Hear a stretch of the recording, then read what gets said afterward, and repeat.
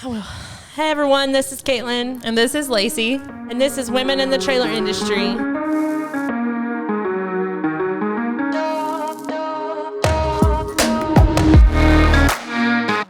Today we're going to talk a little bit about vacations, maternity leaves, just being out of the office in general and how you prepare for those.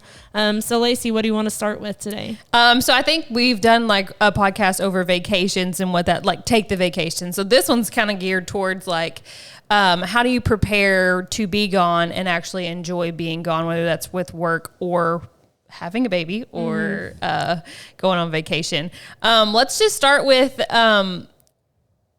I don't know, let's start with something funny. So what funny thing has happened to you whenever you were gone? So some of my funniest moments are, I guess you can call them funny at this point, but a few years back when I was, I don't even know what night it was. Maybe Tuesday night, I guess. I went into labor, and so I was at the hospital, had my kid, and then that night we had hired some new employees, and so no one really knew how to do payroll. And also that was such a sensitive topic to payroll, what everyone gets paid. And so I just remember just doing payroll after I had the kid at like 12 midnight, just trying to get my laptop and all this stuff together. And then you're like hooked up to the machine. So you're trying to reach the laptops and all the things and the cords that you need to get it done. And that one's funny to me just because the only reason I did that really was because no one was going to get paid otherwise. So people would have been mad at you for that one. They wouldn't have cared about your baby. They may have been mad, but it would have been okay. But so that was one of my funny stories, and that one that I'll never forget. Like, hey Trevor, can you hold the baby and hand me my laptop? Yeah, I have to pay everybody. Yeah. So lesson learned there, like.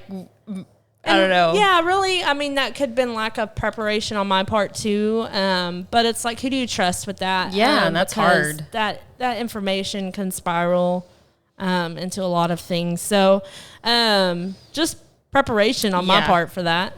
Well, and that's hard too. You have to have somebody in place that is kind of like anonymous, at that point. Sure. What's one of your stories? I don't like, so whenever mine's a maternity leave story too. Obviously we're mothers, so here we are. Yeah. So when I had my second child, I was on maternity leave, and we had a Christmas, or it was maybe Christmas. No, it wasn't Christmas. It was another company dinner, basically. And what the reason for the company dinner was to get everybody together because we had some changes that had happened. Well, I show up to this dinner, not really knowing what changes those were. And I get there, and we have like all these new employees, but not just employees, but we have like chief officer employees have come over. And so they're like, this is so-and-so and he's the COO, and this is so-and-so and he's the CFO, and like all these things. And I was like, what is happening? Yeah. And I'm sure in that moment you're like, how is my life about to change? Yes, when that, when and also like, do I still have a job? Like, yeah. Because when you're on maternity leave, you want to just take that time, and so you're kind of disconnected from what happens at work. And I highly doubt in this phase of my life I can be that disconnected, but I will try to at least take a week or two. But yeah, and it was just crazy. Like when you come back and you're like, whoa, what is the dynamic that has happened? And it's funny now looking back on it because you're in this unknown territory. But well, that is interesting actually to see it from a different viewpoint, because not that I was really involved in hiring those people, but I was more in the know about that than others were. Yeah. So just to see a different perspective of that is quite interesting actually. Another story I have is it was actually last Thanksgiving. For some awful reason, we decided to do inventory the day before like Thanksgiving, right? Before we all left for holiday. And so then we did inventory. And so we were still learning how to count inventory efficiently. And so we did it all by a Google sheet, and everybody put in their number and all this stuff. So then we had the idea we're going to just upload it all. So that went well. And then we determined none of the values are correct. Yeah. And so then we had millions of dollars going in, millions of dollars going out. And it was just, I spent the entire time basically trying to resurrect the issue of the wrong values and the inventory numbers, and then, you know, all the stuff you discover with inventory, like wrong part numbers and people not knowing part numbers and stuff like that. So that's just another funny story of, like, right before you go on vacation Lesson or go learned. on a trip. Yes. Don't do inventory for one, but be a little more prepared, or don't take on that project alone, because I was going to say that exactly. Like, problem number one was that we counted and it was all left to you to figure out at that point. That's hard for anybody, right? Yeah. And then 2, upload a spreadsheet wrong because problem I was number trying 2 to is spreadsheets. do it on the road and all this other jigamaroo. So. Yeah, while y'all are driving to like so many miles. Yeah. I can't even imagine. So that just like dampens and puts this whole like tone on your whole vacation. So I just remember you came back and it was just like a mess, just because, you know, that sets the tone, you know? Yep. So you're coming up on maternity leave. Tell me a little bit about how you're preparing for that. Okay, so I think that what I have determined is the best course of action to be able to actually be off and know that the engine's going to still run without needing you to continue it is to set up the right processes. So right now, what I'm trying to do is get all the processes, make sure that they're clear to the team that I have underneath me, whether that be sales, whether that be customer service, whether that be marketing. So number one, make sure our processes and our, you know, procedures are clear.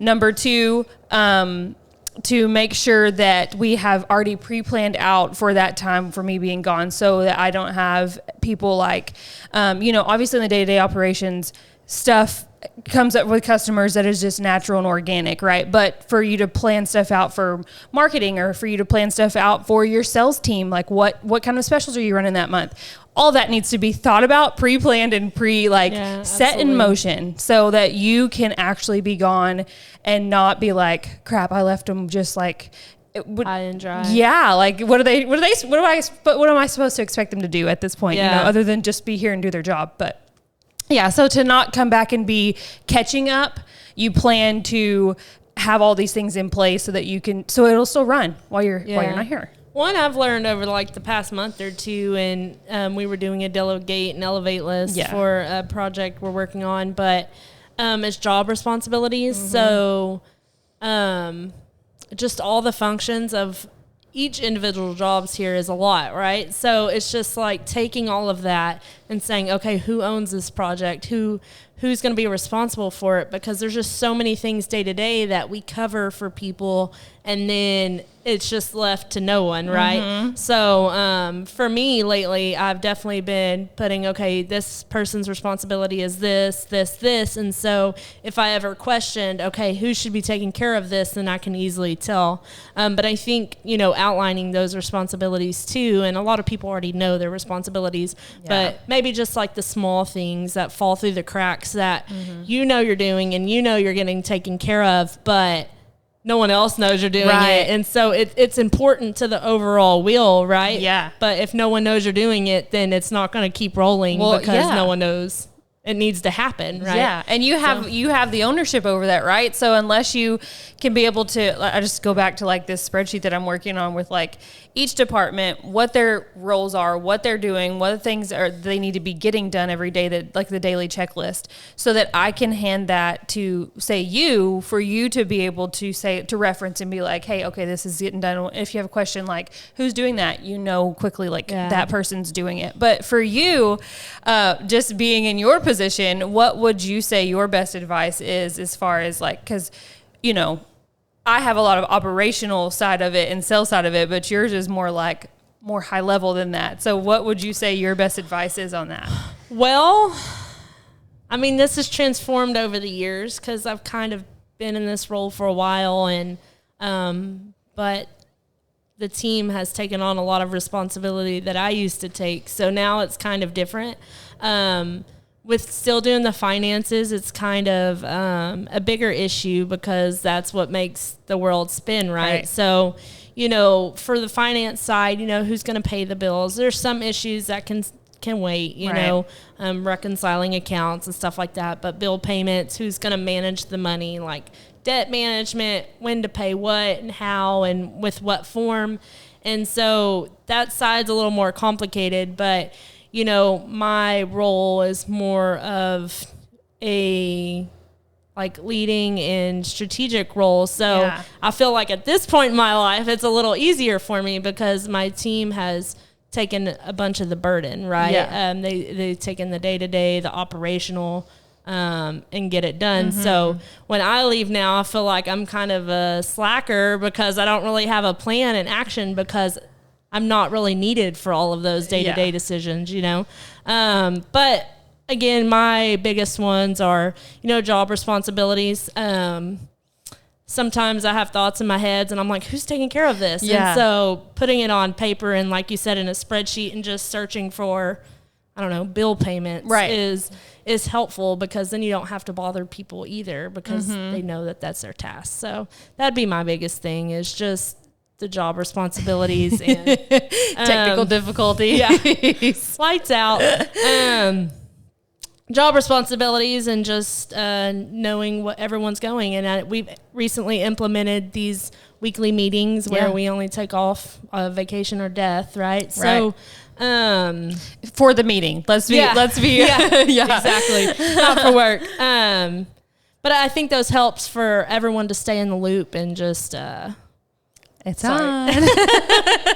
Everyone to stay in the loop and just know what's going on before and after the vacation. Yeah, and I think it's really important too because I think back. I remember a couple of years ago, and you know, probably pretty recently, if you really think about it, like one of the things that you said to me was, "I'm making it my own personal goal that I won't be here till 7:30 every night." Yeah, and I feel like you know we've made good strides to be able to release you from that because you were doing just all the things and it was on your shoulders, and so to rightfully delegate and then make sure that those processes are in place for those people to maintain those positions and make sure stuff's done actually alleviates you to be able to do bigger things for the company. And you're not so stressed out because everything's not on your shoulders, right? We all share in this. And so I think that that's really cool too. And I think that goes for any of our teams, really. I don't think anyone here at this company, especially mine's taking more responsibilities on. Long-term could be more cumbersome, right? Yeah. But, you know,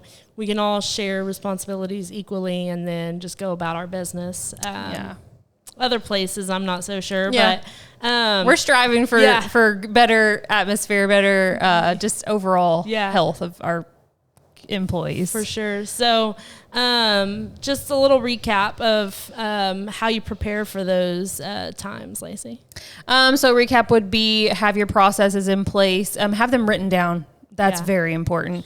Have them somewhere to reference, processes, procedures, make sure that people know what roles that they are in and what they have to get done daily. So their daily checklists, all that pre-plan, make sure that everything is pre-planned out so that you know that everything's going to be taken care of and it's already set in motion and not having to be come up with. And then trust your employees to take care of business. Cool. That all sounds good to me. Yeah. I'm nervous for your time out, but I think it'll be okay. Everyone knows their marching orders and what to do, and they have it pretty much clockwork around there. But I have full confidence in it, and it's during the holiday. I mean, obviously, it's in the middle of November, so we'll have Thanksgiving, then we'll have Christmas and New Year. So there's a lot of times that the company will actually be closed too. So it won't be as much of a struggle for me to be gone. So that's a wrap on that. Just like, follow, subscribe everywhere you watch your podcast, and we'll see you next time. Bye.